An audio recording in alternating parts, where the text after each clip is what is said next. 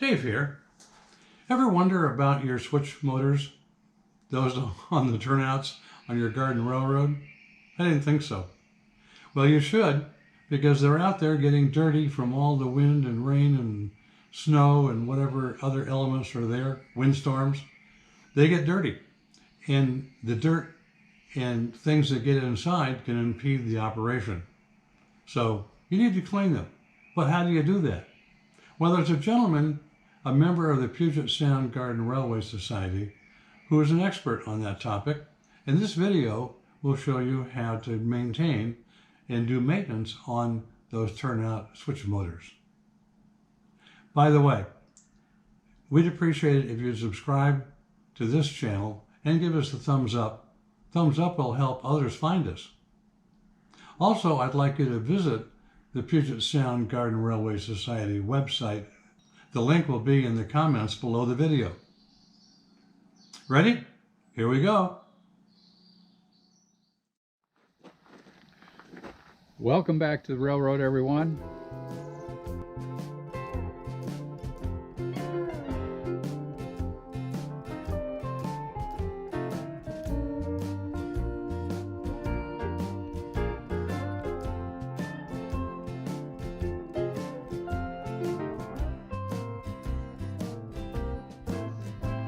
Today we're going to be messing with some electronic switches, LGB switches. We've gotten a few of them here from one of the railroads. They've been sitting in the ground for about minimum of 18 years, probably closer to 25 or 30 years. Let's see how these are made. First thing is we're going to take these off of the rails.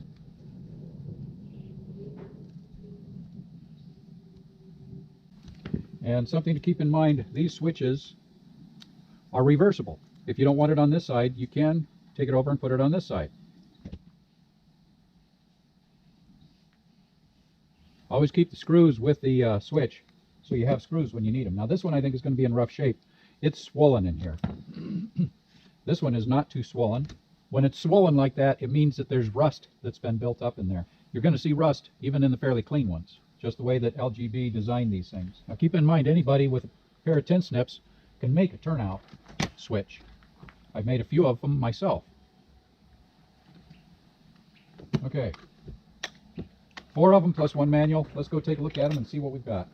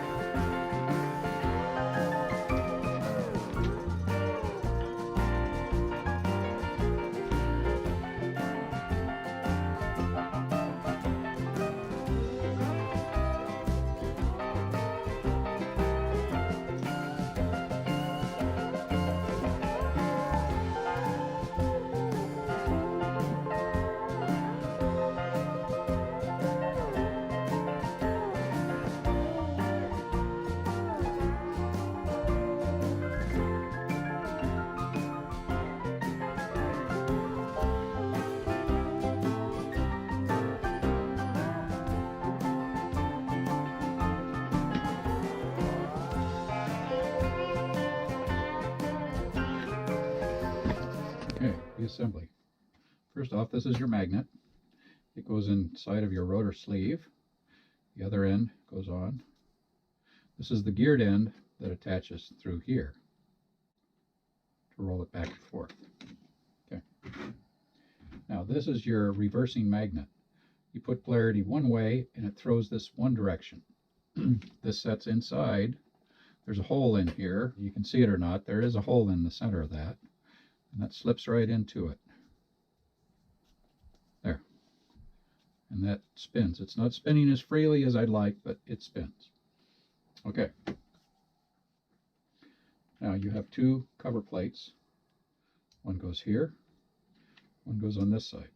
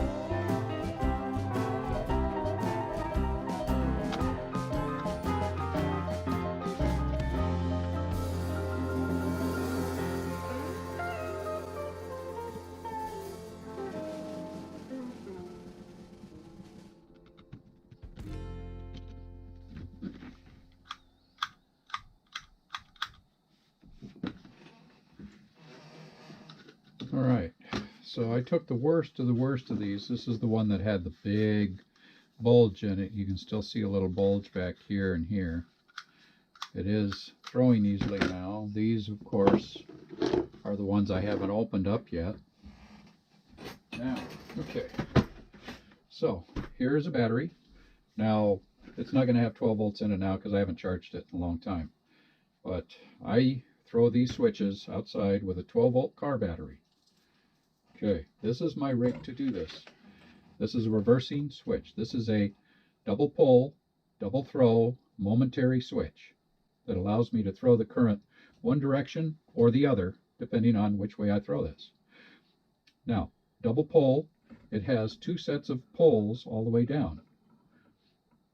Double throw means it'll go one way or the other.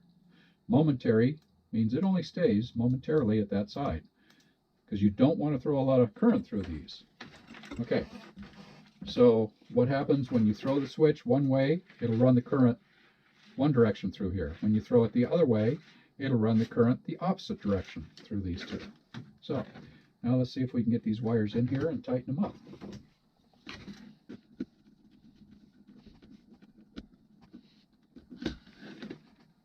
Okay, remember these switches have not run in probably 17 years, 16, 17 years. So now it doesn't really matter which way I put this on, but I will keep it red on positive, black on negative, just so people don't yell at me. All right. You saw how grody this thing was.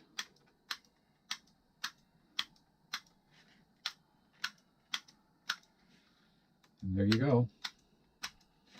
I did that in a matter of about an hour, cleaning, brushing. I used a file to clean off a lot of the rust. I also chipped it off with screwdrivers. I cleaned up everything. And now, so you could set up a little deal like that on yours, on your railroad. And you can make these work again. It's not hard. It just takes a little elbow grease. Or you could go out and buy yourself a brand new one for $30, $40. I prefer to do it myself. Now let's take a look at this little manual one and see just what has to be done here. You'll notice there's only the one screw on this one. So we remove that and get ready to catch all the springs.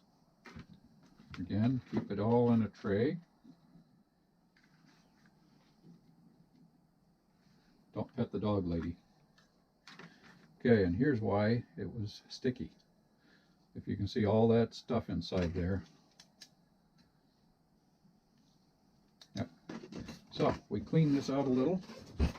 Keep your finger on the springs so it all stays in place. Let's try a little spray on it just to see if that'll loosen up some of this stuff.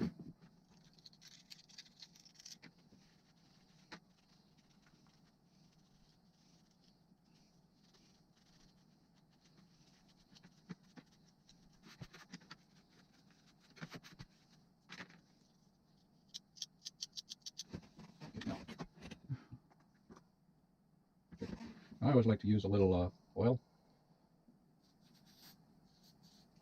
Don't want to use a lot. It's just enough to make sure it's going to run good. And wipe off the excess.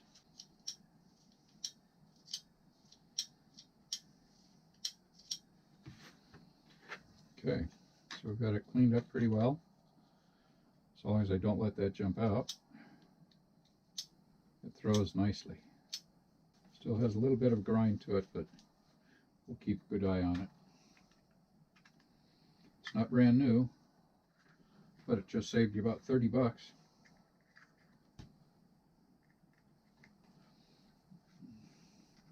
And as I just found out, the electronic ones, it'll save you over $100 if you build your own.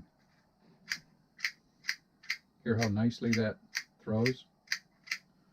So there we go, electronic and manuals. They all work about the same. It's just a throw switch. And they're very simple. All right, let's go watch some trains run.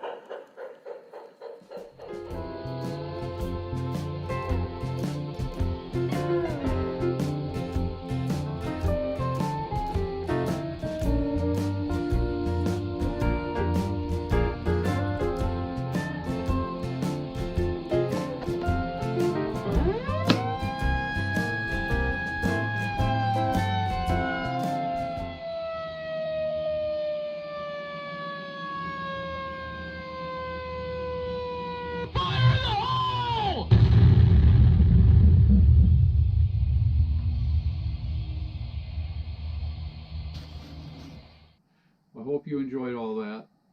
Be safe, stay healthy. We'll see you down the rails, and God bless.